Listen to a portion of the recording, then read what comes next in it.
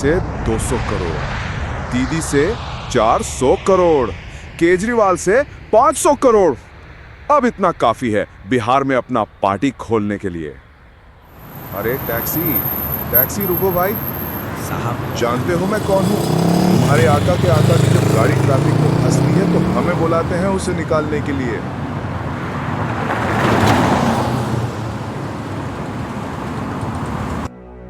ये बात 2022 की है, जब प्रशांत किशोर बिहार आए थे राजनीति का एक नया दुकान खोलने, एक नई पार्टी बनाने। लेकिन इससे पहले एक नया चमकता कुर्ता जो भीड़ को लगे नेता आ गया। फिर गांधी का फोटो जो दीवार पर लगते ही ईमानदारी का सर्टिफिकेट बन जाए। और फिर असली अड्डा शेखपुरा हाउस, जहां चाय की प्यालियों में योजनाएं बनती हैं और बातों के धुएं में पूरी बिहार की तकदीर बदलने के सपने बेचे जाते हैं। यहीं से शुरू होता है खेल। आगे बढ़ने से पहले उनके फलसफे और पुराने किस्से जानते हैं। 2015 से 2022 तक ये कहानी किसी किंग मेकर की नहीं, बल्कि एक क्लाइंट मेकर की है। जहां जीत के चांस वहां पी के, और जहां हार वहां आए।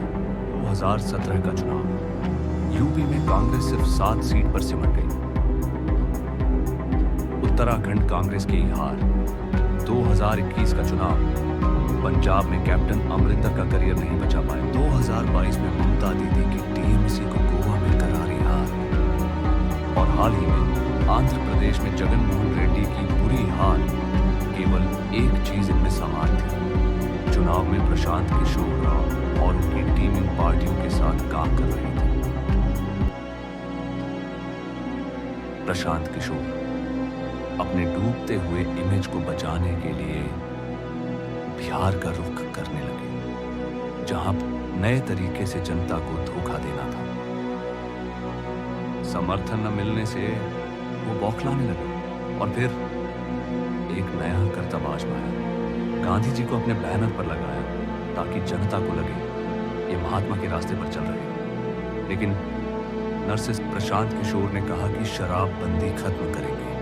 बापू ने कहा था नशा मुक्त समाज ही स्वस्थ समाज है, पर प्रशांत किशोर बिहार में शराबबंदी खत्म करने का सपना देखते हैं। यानी जिसे गांधी जी ने बुराई कहा उसे ये विकल्प बताने लगे। और बात यहीं खत्म नहीं होती। गांधी जी ने सिखाया था नेता अपने से नहीं जनता से बड़ा होता है। लेकिन प्रशांत किशोर की कार्यशैली हर जगह मैं ही श्रेष्ठ हूं का प्रदर्शन।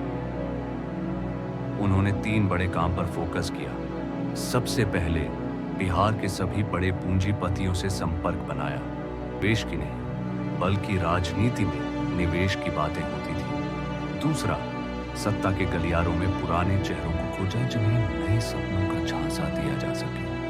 और तीसरा, मीडिया का जाल बुनना ताकि जनता तक वही कहानी पहुंचे जो उन्हें सुनानी है। सोशल मीडिया पर जन सुराज की दुनिया अलग थी। फेसबुक लाइव में हजारों व्यूज, ट्विटर पर ट्रेंड और इंस्टा पर चमकते रील्स। दोपहर के 12 बजे जन सुराज का डिजिटल वॉर रूम एक्टिव हो जाता है। कमरे में 20 से 25 लैपटॉप मोबाइल चार्जिंग में, और सामने वही पुराना टारगेट बोर्ड। आज का मिशन, ट्रेंड #जान, सुराज फॉर बिहार। मीडिया पर शोर मच गया, पर जमीनी हकीकत गांव-गांव में किसी को पता तक नहीं कि ये हैशटैग क्या है। जन सुराज के लिए ये जनता की आवाज नहीं, ये था एक पेड डिजिटल इवेंट। कहानी अभी खत्म नहीं हुई है। पीके फाइल्स का अगला पन्ना जल्द ही खुलेगा।